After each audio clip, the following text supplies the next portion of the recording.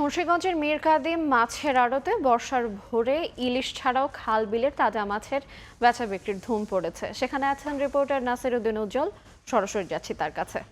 ধলেশ্বরী তীরের যে মৎস্য আড়ত সেখানে কিন্তু রূপালী ঝিলিক আমরা লক্ষ্য করছি যে জাতীয় মাছ ইলিশ কিন্তু বড় আকারের উঠেছে, কিন্তু একদিনের ব্যবধানে 400 টাকা বেড়ে কিন্তু 3000 টাকা কেজি দরে বিক্রি হচ্ছে।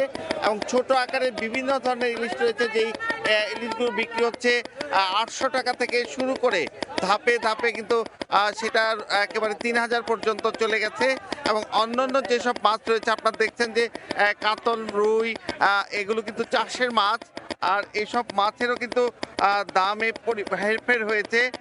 যেই মাছগুলো তারা বিক্রি করছেন তারা বলছেন যে যে চাষের পাঙ্গাস সেটি 150 থেকে 200 টাকা, চাষের রুই বিক্রি হচ্ছে 280 থেকে 350-এ, চাষের কাতল 400 থেকে 500 টাকায়, নদীর কাতল বিক্রি হচ্ছে 700 থেকে 800 টাকায়। আর আপনার যে এখন যে ইলিশ দেখছেন সেই ইলিশগুলো কিন্তু পদ্মার বলে চালিয়ে দেওয়ার চেষ্টা করা হয় বিভিন্নভাবে, কিন্তু এগুলো কিন্তু উপকূলীয় ইলিশ। এবং এই ইলিশে কিন্তু কয়েক রকমের সাইজ রয়েছে এবং সেগুলো কিন্তু বরফে ঢাকা রয়েছে। এবং এই সব ইলিশ কিন্তু অনেকটা হিমায়িতভাবে এই এখানে আসে, কিন্তু এর পাশে যে পদ্মা নদী আছে সেখানকার ইলিশ কিন্তু পাওয়া দুষ্কর। এবং এখানে যে আড়তটি রয়েছে যে 43টি আড়ত, সেই আড়ত ঘিরে কিন্তু দিনের মধ্যে মাত্র 2 থেকে 3 ঘন্টায় কিন্তু কোটি টাকার মাছ বিক্রি হয়। আজকে কিন্তু বৃষ্টি থাকবার কারণে চারিদিকে যে এত বৃষ্টি, তারপর কিন্তু বাজারে বেচা বিক্রি কোনো কমতি নেই, কারণ বিভিন্ন অঞ্চল থেকে যারা পাইকার তারা এসছেন এবং ছুটির দিনের কারণে চাহিদা অনেক বেশি মাছের। এবং এই সব মাছগুলো কিন্তু এখান থেকে ক্রয় করে সেগুলো নিয়ে যাওয়া হবে এই যে আশপাশের বাজার রয়েছে, খুচরা বাজার, সেই বাজারগুলোতে। এবং সেই মাছ বাজারে বেচা বিক্রির জন্য কিন্তু তারা পছন্দের মাছ কিনে নিচ্ছেন।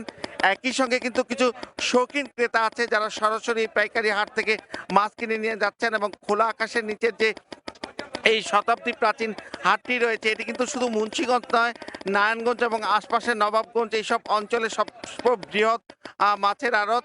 এবং এই আড়ত ঘিরে যে এখানে একটি বিশেষ যে হাব তৈরি হয়েছে, যেটি কিন্তু নৌপথ এবং সড়ক পথে পদ্মা সেতুর কারণে কিন্তু দক্ষিণাঞ্চলের জেলাগুলো থেকে খুব দ্রুত মাছ চলে আসছে এই হাটে। একই সঙ্গে কিন্তু আপনারা জানেন যে এই রাজধানী ঢাকায় যে দক্ষিণের লঞ্চগুলো চলাচল করে সেগুলো কিন্তু এই হাটের পাশ দিয়ে যায়।